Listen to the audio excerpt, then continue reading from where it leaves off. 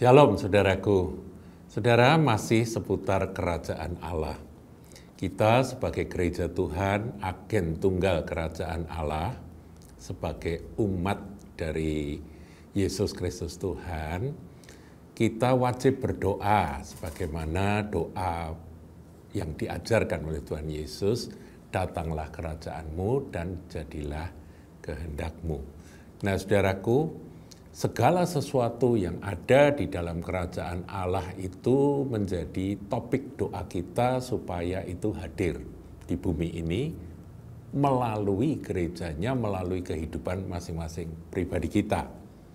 Kita berdoa, Tuhan datang kerajaanmu, semua yang ada di dalam kerajaanmu kiranya mengalir dan terjadi di bumi ini. Begitu ya saudara. Itu prinsip dari doa umat Tuhan. Pagarnya itu adalah apa yang ada dalam kerajaan Allah. Nah saudara, kalau kita belajar, berkali-kali sudah saya singgung, tapi ini kita ulang. Roma 14 ayat 17, Rasul Paulus mengatakan bahwa sebab kerajaan Allah bukanlah soal makanan dan minuman, tetapi soal kebenaran, damai sejahtera, dan sukacita oleh Roh Kudus. Nah ini yang harus kita doakan saudaraku. Kebenaran itu mengalir, turun melalui kita, melalui gerejanya, dan juga datang turun pada tempat-tempat, pada kelompok-kelompok manusia yang kita doakan. Kebenaran datang, dan kebenaran adalah Yesus Kristus Tuhan. Jadi kita berdoa supaya Kristus dinyatakan pada siapa saja. Itu kan merupakan pengejawantahan dari doa Bapa kami, datanglah kerajaanmu. Ini bukan soal makan minum. Jadi kalau orang bilang, wah kerajaan Allah itu nanti pesta pora, kita makan minum, makanan apa saja tersedia di sana. Itu bukan itu, bukan itu. Ya, kita nanti tidak akan ke sana ya. Jadi pikiran kita nggak akan ke sana. Tapi saya sudah sampaikan saudaraku bahwa selama kita hidup di bumi kita butuh makanan dan penyediaan yang dari surga itu tidak kurang-kurang. Contohnya adalah peristiwa mujizat 5 roti 2 ikan ya. Jadi itu pegangan kita. Tapi kalau kerajaan Allah sesungguhnya itu yang lebih penting adalah bukan soal makan minum, itu soal kecil.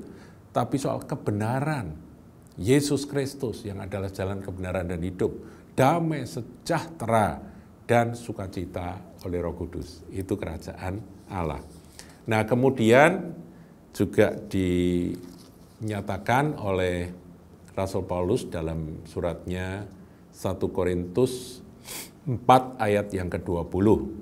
Sebab kerajaan Allah bukan terdiri dari perkataan, bukan hanya sekedar omong-omong saja. Bukan, saudaraku, bukan perkataan saja, tetapi dari kuasa dunamis. Jadi saudara, ketika kita memberitakan tentang kerajaan Allah, maka ada kuasa Roh Kudus yang akan menyertai kita, meyakini akan hal itu. Sebab ini bukan sekedar kata-kata yang indah, kata-kata yang bagus, tapi ada kuasa yang memerdekakan. Karena Injil adalah kuasa Allah yang menyelamatkan. Nah saudaraku, kita sudah belajar itu definisi dari kerajaan Allah. Kalau kita mau lebih dalami, apa sih isi dari kerajaan Allah itu yang harus mengalir dan harus turun dan dinyatakan di bumi ini, kita melihat apa yang dikatakan oleh Rasul Paulus tentang yang sebaliknya, yaitu hal-hal yang tidak ada di dalam kerajaan Allah atau yang bukan bagian dalam kerajaan Allah. Apakah itu? Nah, kita lihat dari ayat-ayat ini, nanti kita belajar, saudaraku. Kita belajar bahwa kerajaan Allah yang bertentangan dengan semua yang didaftar itu. Sebab yang didaftar oleh Rasul Paulus ini adalah hal-hal yang tidak kita temukan dalam kerajaan Allah. Jadi ini opposite-nya atau lawannya ya saudaraku ya.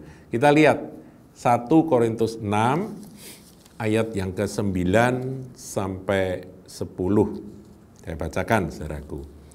Atau tidak tahukah kamu bahwa orang-orang yang tidak adil tidak akan mendapat bagian dalam kerajaan Allah?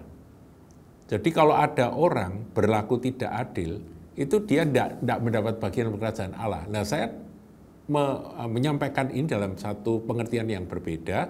Begini, saudaraku. Kalau saudara mau kerajaan Allah itu datang, ya datanglah kerajaanmu, kerajaan Allah itu datang. Maka yang datang adalah keadilan.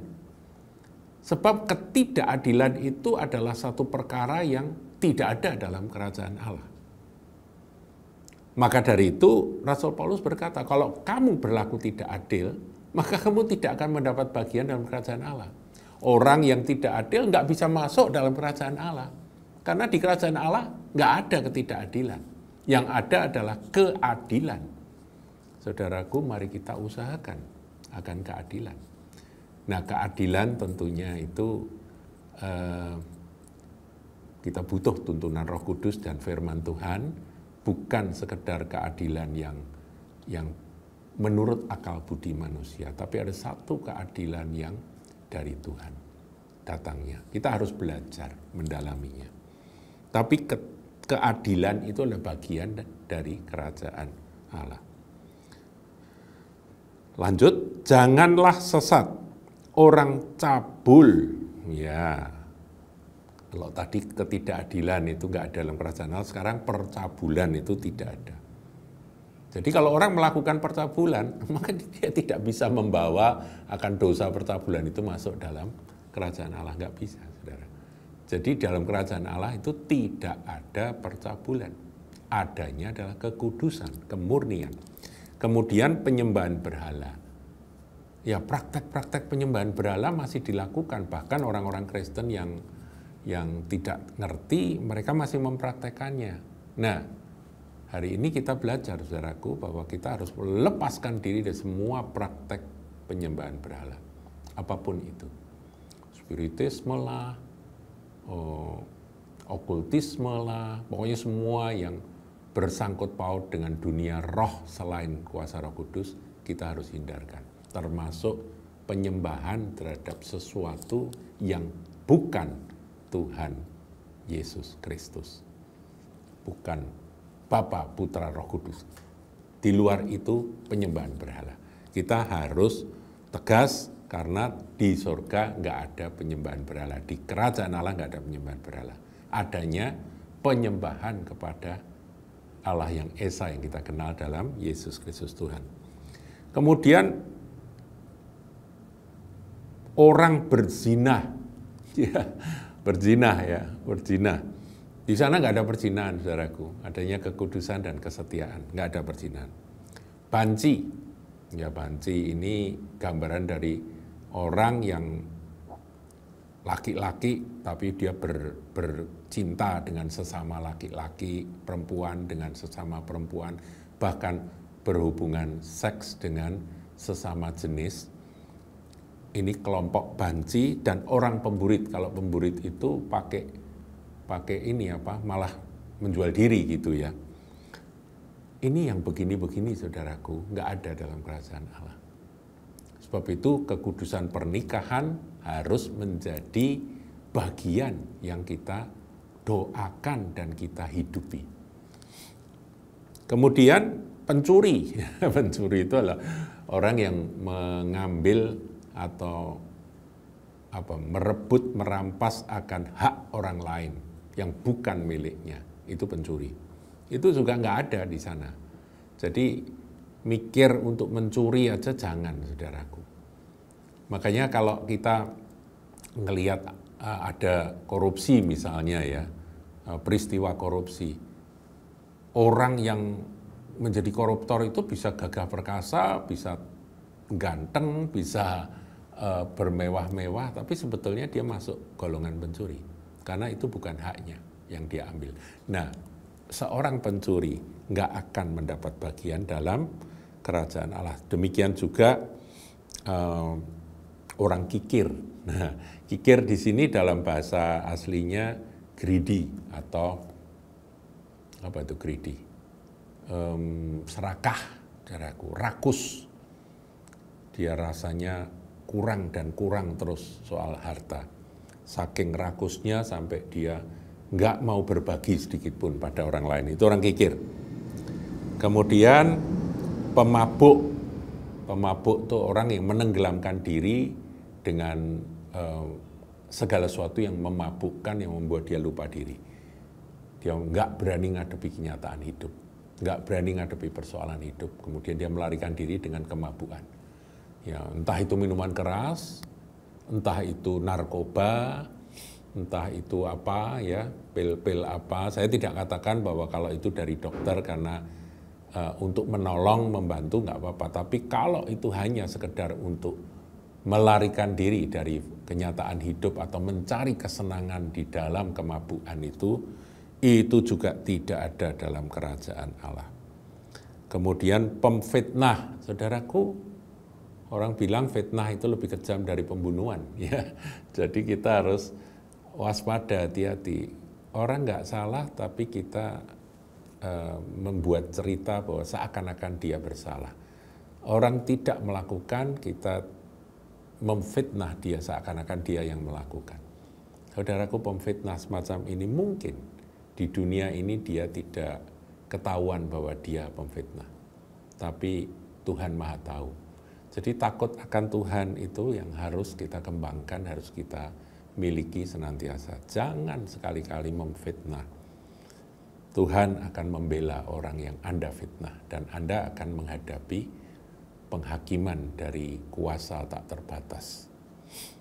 Kemudian ada penipu, ya saudara, penipu dan ini tadi apa, pencuri itu mirip-mirip ya, mirip-mirip dia nipu. Untuk keuntungan diri sendiri dia menipu. Semua itu tidak akan mendapat bagian dalam kerajaan Allah. Tadi saya katakan saudaraku bahwa kita ini berdoa dengan pola doa Bapa kami supaya kerajaan Allah, isi dari kerajaan Allah itu turun. Nah kalau kita mau tahu isinya apa, ya semua yang berkebalikan dengan apa yang kita bahas ini. Kebalikan dari ini apa, berzina yaitu orang kudus. Kebalikan dari penyembah berhala adalah pemuja Tuhan. Penyembah Tuhan dalam roh dan kebenaran. Kebalikan dari tidak adil adalah orang yang adil. Kebalikan dari memfitnah, dia sama sekali tidak berani berkata benar. Ya katakan ya, tidak katakan tidak. Penipu dia nggak pernah menipu. Pemabuk dia menjauhkan diri dari hal-hal yang memabukkan. Nah ini loh saudara, termasuk greedy, serakah, dia tidak serakah. Dia rajin mengumpulkan, kalau waktunya berbagi, dia berbagi. Untuk itu Tuhan kasih hukum-hukum persembahan, persepuluhan dan sebagainya, supaya kita nggak jadi orang yang serakah atau kikir, greedy. Karena hati Tuhan adalah hati yang memberi. Kita harus belajar menjadi seperti Tuhan. Pencuri dan sebagainya. Ya, jadi saudaraku, kita ngerti, ini semua nggak ada dalam kerajaan Allah. Jadi kita berdoa, kalau hal-hal yang dalam kerajaan Allah kita minta supaya datang dan mengalir melalui hidup kita, maka sebaliknya yang melawan kata dari semua yang ada dalam Alkitab tadi, ya ini semua sudah kita didaftar oleh Rasul Paulus yang sudah saya sampaikan, ini kita lawan saudaraku. Keluar dari hidupku, keluar dari gereja tempat aku beribadah, keluar dari keluargaku, pergi di dalam nama Yesus, kita usir dan kita hindari, kita jauhi. Dengan takut akan Tuhan dan pertolongan kuasa Roh Kudus, kita akan dimampukan untuk hidup dalam kerajaan Allah sejak sekarang, karena kerajaan Allah semua unsur kerajaan Allah itu datang dan memenuhi kita. Haleluya. Saya pertegas saudaraku Galatia 5, jadi Rasul Paulus itu mengulang-ulang akan hal itu. Di dalam Galatia pasal yang kelima, ayat yang ke-19 ada daftar tentang perbuatan daging. Nah saudara, masalahnya kita ini kan daging saudara. Tetapi kita juga menerima Roh Kudus.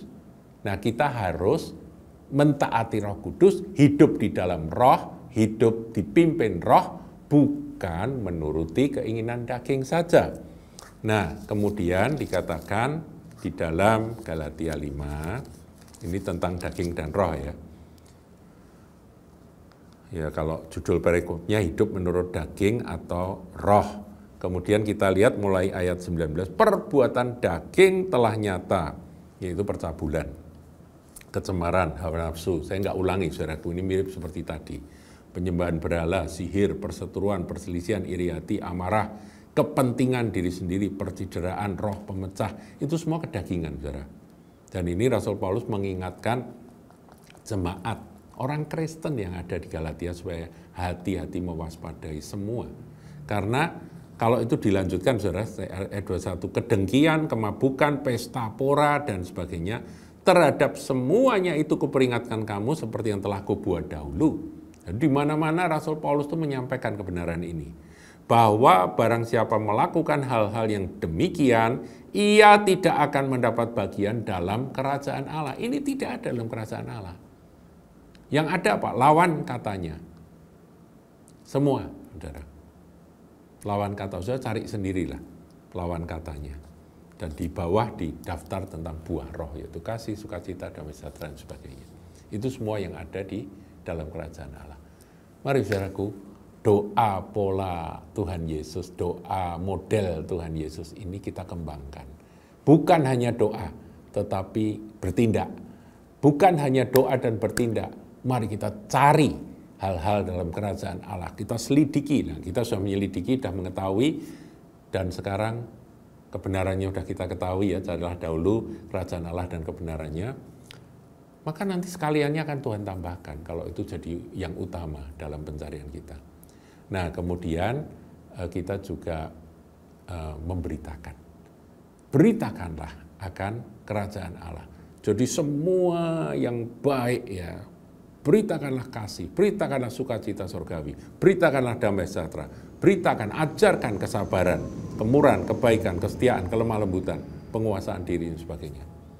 Sebagaimana tadi kita memberitakan keadilan, memberitakan kekudusan, memberitakan akan penyembahan kepada Dia dalam roh dan kebenaran, kesucian dalam pernikahan, kekudusan dalam hal keuangan, jangan korupsi, jangan mencuri, kemudian bagaimana sikap kita terhadap harta yang sementara ini. Jangan jadi orang serakah, jangan jadi orang kikir.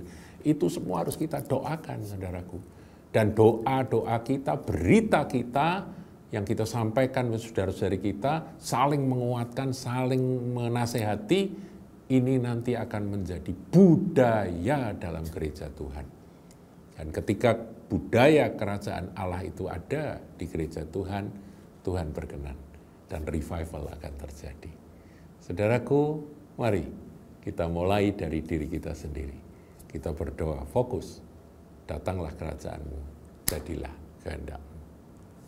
Di dalam hidupku, dalam keluargaku, di kotaku, di bangsaku Indonesia, bahkan di bumi, seperti kerajaan Allah yang ada di surga. Tuhan Yesus berkati.